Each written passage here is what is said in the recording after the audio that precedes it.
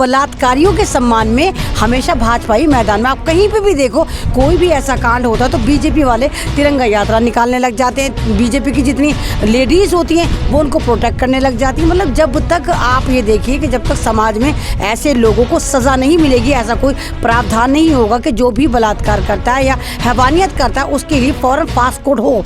तो जब ये नहीं हो रहा तो उनके भी हौसले बढ़ रहे। उनको भी पता है कि कुछ हो ना हो, भारत में कम से कम जितने रेपिस्ट हैं उनकी तो बल्ले बल्ले हो गई। वो अपनी वाइफ को मैके छोड़ने जा रहे थे, पहले तो तीनों लड़के उसके हस्बैंड को ज़बरदस्त तरीके से कुटाई करते हैं। जब उनको पूरा यकीन हो जाता है ये मर गया या आखिरी सांस चल रही है तो मुस्टंडे उसके ऊपर बैठ जाते हैं और बारी बारी उसकी बीवी के साथ वो गलत काम करते हैं, हैवानियत करते हैं। हैवानियत करते हैं तो करते हैं, उसके बाद उन्हें यकीन हो जाता है कि हमारी जो अब वो हवस से वो पूरी हो गई, तो उसके बाद वो दूसरा तांडव शुरू करते हैं कि औरत को नोचना शुरू करते हैं। उसकी कान की बालियाँ, उसके हाथों से अंगूठी उतारने के बाद फिर उसके शौहर के पास आते हैं। उसके पूरे वॉलेट में से मोबाइल निकालना, 10-15 हज़ार उनके थे वो छीन। इन चेहरों को पहचान लीजिए, इनके तिलक पर मत जाना, क्योंकि इन्होंने काम ऐसा किया है जिसमें किसी भी धर्म में इनकी कोई जगह नहीं है।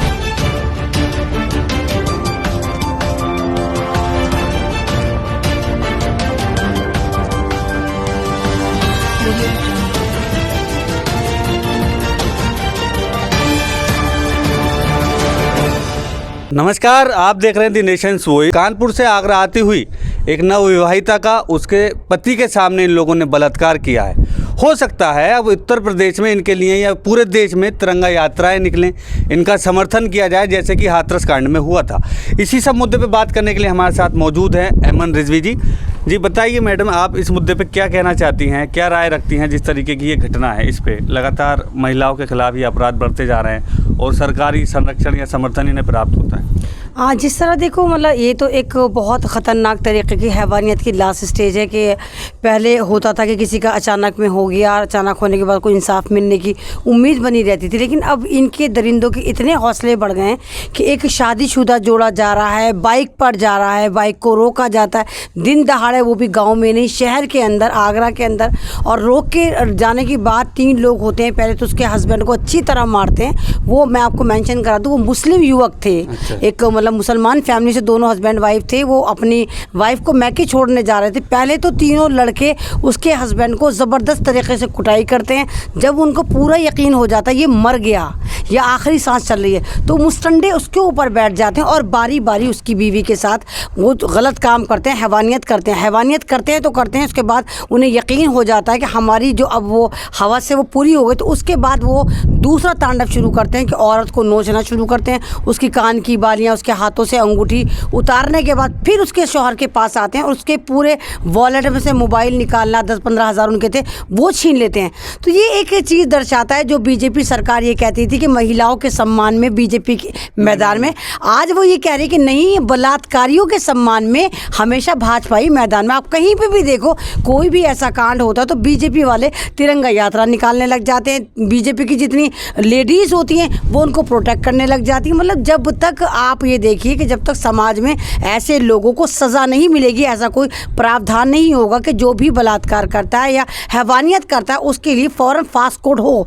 तो जब ये नहीं हो रहा तो उनके भी हौसले बढ़ रहे। उनको भी पता है कि कुछ हो ना हो, भारत में कम से कम जितने रेपिस्ट हैं उनकी तो बल्ले बल्ले हो गई कि हम कुछ भी करें, हमें तो कुछ होना जाना है नहीं। सरकार हमें न दोषी मानेगी न सज़ा देगी। और अगर कोई इसकी यात्रा निकालेगा या कोई अपोजिशन इस बात पे करेगा तो उस बात पे फिर कांग्रेस को घेर लेंगे कि नहीं भाई, कांग्रेस के ज़माने में ऐसा होता था, कांग्रेस ये कर रही, कांग्रेस हमारी सरकार को गिराना चाहती है। तो उसके लिए फास्ट कोड बनना चाहिए। आप आगरा देखो, चाहे आप कानपुर देखो, यूपी जो है, उत्तर प्रदेश, वो पूरा का पूरा कांडपुर होता जा रहा है। पूरा का पूरा ठोकतंत्र की राजनीति आपको वहाँ पर नज़र आती है। क्या कहना चाहती हैं जिस तरीके से सरकार का रवैया रहा है, हाथरस कांड हो, कुलदीप सिंह सेंगर वाला मामला हो, क्या ऐसे जो जिनमें छूट दी गई या जिनमें रियायत बरती गई, इनकी वजह से ऐसे अपराध बढ़ते हैं? जबकि योगी जी बंगाल या दूसरे चुनाव क्षेत्र में जाके या दूसरे राज्यों में जब चुनाव होता है तो बड़ी महिला सुरक्षा की बात करते हैं। मतलब ये देखिए, तो ये तो एक है कि अगर आप किसी बंदे को या किसी बच्चे को या किसी मुजरिम को गुनाह से रोकते हैं और उसको एट ए टाइम सज़ा दे देते हैं, तो वो दोबारा गुनाह करते हुए 100 बार सोचता है। लेकिन इस सरकार में सन 2014 से ऐसा देखा जा रहा है कि कोई भी गुनाह करता है, किसी भी तरह का करता है, कोई उसको सज़ा नहीं मिलती। चाहे वो योगी जी हों, चाहे सेंटर में हमारे मोदी जी हों, चाहे इनकी दूसरी स्टेट हो, हर जगह इनका यही कांड है कि कोई भी बंदा गुनाह करता है, रेप करता है, चाहे बच्ची का रेप करे, चाहे बड़े औरत का करे, चाहे बुढ़ी का करे, तो ये सज़ा देते ही नहीं है। उल्टा ये तो मुकर जाते हैं या फिर दादागिरी से कहते हैं कि नहीं हमने नहीं देनी। तो उससे होता क्या है कि समाज में एक गंदगी बढ़ती जा रही है और तमाम लोगों के हौसले बढ़ते जा रहे हैं। अब आप देखिए कि सन 2014 के बाद रैप का रेशियो तो बड़ा ही बड़ा है।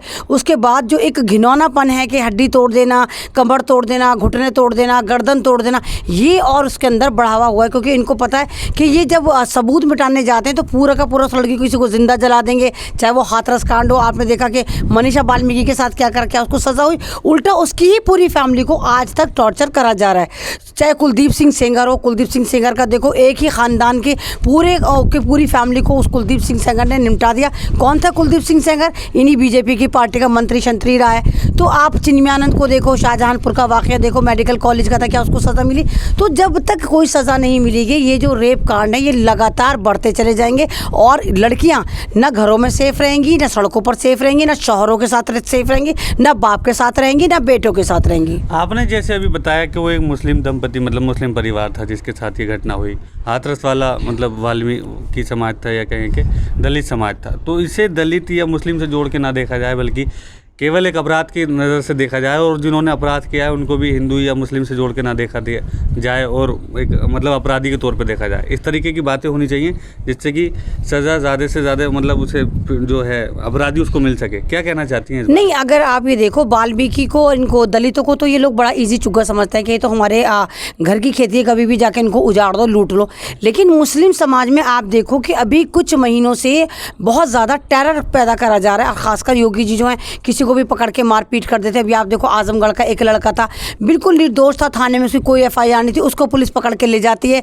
लगातार घर वाले उसको ढूंढते फिरते हैं, FIR कराते हैं, पुलिस वाले कहते हैं वापस आ जाएगा, वापस आ जाएगा। ये नहीं बताते कि वो थाने में, और थाने में ही जेल तक नहीं जा पाता। जब उस पर कोई केस नहीं होता, लॉकअप में ही उसको तड़पा के मार दिया जाता है क्योंकि वो मुसलमान होता है। आजमगढ़ का केस बहुत ज़्यादा हाईलाइट हो रहा है। तो ये मुसलमानों के पीछे एक खास किस्म की राजनीति करी जा रही है क्योंकि ये हिंदू राष्ट्र का जो ये टोटका लेकर आए हैं।